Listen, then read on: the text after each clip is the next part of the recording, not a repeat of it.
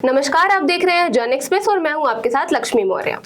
Supreme court में इन दिनों एक ऐसा मामला चल रहा है जो शादीशुदा महिलाओं की संपत्ति को लेकर बहुत बड़ा सवाल खड़ा करता है।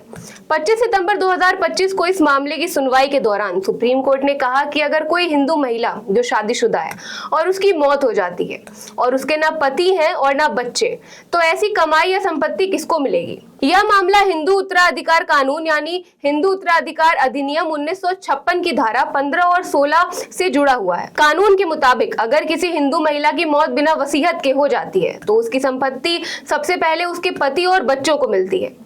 अगर पति और बच्चे नहीं हैं तो ये संपत्ति उसके पति के परिवार को दे दी जाती है। महिला के माता पिता या भाई बहनों को संपत्ति सिर्फ तब मिलती है जब पति का कोई परिवार वाला भी जिंदा ना हो। इसको लेकर कोर्ट में कई लोगों ने सवाल उठाए हैं और कहा है कि ये नियम महिला के साथ नाइंसाफी करते हैं।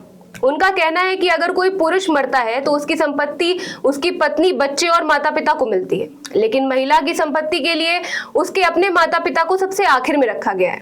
ये सही है या नहीं? 25 सितंबर 2025 को सुनवाई के दौरान सुप्रीम कोर्ट की बेंच, जिसमें जज BV नागरत्न और R महादेवन शामिल थे, उन्होंने साफ कहा कि कोर्ट समाज की पारंपरिक व्यवस्था को नहीं तोड़ेगा। जजों का कहना था कि कुछ कठिन मामलों की वजह से पूरे कानून को नहीं बदला जा सकता है, क्योंकि इससे समाज का ढांचा बिगड़ सकता है। कोर्ट ने कहा कि कानून को संतुलन के साथ चलाना जरूरी है। कोर्ट ने यह भी बताया कि अगर कोई महिला चाहती है कि उसकी संपत्ति उसके मायके वालों को मिले तो वह वसीयत बनाकर ऐसा कर सकती है। यानी महिलाओं को अधिकार है कि वो तय कर सकती है कि संपत्ति किसको दी जाए, लेकिन इसके लिए वसीयत बनाना जरूरी है। अदालत ने 2005 में हुए एक पुराने बदलाव का भी जिक्र किया, जिसमें बेटियों को पैतृक संपत्ति में बराबरी का अधिकार दिया गया था। कोर्ट ने यह कहा कि इस बदलाव के बाद परिवार में खटास बढ़ी थी। अब अगर उत्तराधिकार के नियम भी बदले गए तो और भी विवाद हो सकते हैं। सरकार की तरफ से वकील ने कोर्ट में कहा कि ये कानून सोच समझ कर बनाया गया है और इसे बदलने की कोई जरूरत नहीं है। लेकिन महिला पक्ष की तरफ से सीनियर वकील कपिल सिब्बल ने कहा कि आज की महिला अब कोई चीज नहीं है, बल्कि बराबरी का हक रखती है और उसे भी वही अधिकार मिलने चाहिए जो पुरुष को मिलते हैं। फिलहाल कोर्ट ने इस मामले को बातचीत और मध्यस्थता के लिए भेज दिया है और अगली सुनवाई 11 नवंबर 2025 को होगी। अब समझते हैं कि असल में ये कानून कहता क्या है। अगर कोई हिंदू महिला है और उसके पास खुद की कमाई या मायके से मिली संपत्ति है और उसकी मौत हो जाती है तो सबसे पहले उसका पति और बच्चे वारिस बनते हैं। अगर बच्चे हैं तो वो भी बराबर के हिस्सेदार होते हैं।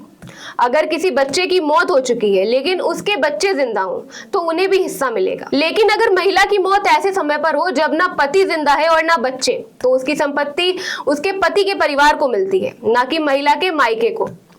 इस स्थिति में महिला की मेहनत की कमाई या संपत्ति ऐसे लोगों को मिलती है जिन्हें वह शायद देना नहीं चाहती। इस तरह की स्थितियों में महिला की चिंता यह होती है कि उनकी संपत्ति उन लोगों तक पहुंचे जिन्हें वे खुद अपना करीबी मानती हैं, चाहे वे मायके वाले हों या ससुराल वाले। इसी कारण वसीयत बनाना बहुत जरूरी हो जाता है। अगर महिला पहले से वसीयत बना देती है तो वह साफ साफ लिख सकती है कि उसकी संपत्ति उसके माता पिता, भाई बहन, दोस्त या किसी संस्था को दी जाए। वसीयत न होने की स्थिति में कानून अपने नियम से संपत्ति बांट देता है, चाहे वह महिला की इच्छा के खिलाफ ही क्यों ना हो। यही वजह है कि विशेषज्ञ भी यही सलाह देते हैं कि हर महिला को अपनी वसीयत जरूर बना लेनी चाहिए, ताकि उसकी मेहनत की कमाई उसी के पसंद के लोगों को मिल सके। आज के समय में जब महिलाएं नौकरी करके या बिजनेस से खुद की कमाई कर रही हैं, तो उन्हें यह अधिकार होना चाहिए कि वे तय कर सकें कि उनकी संपत्ति किसको मिलेगी। यह मामला सिर्फ कानून का नहीं है, बल्कि महिलाओं की स्वतंत्रता और बराबरी के अधिकार का भी है।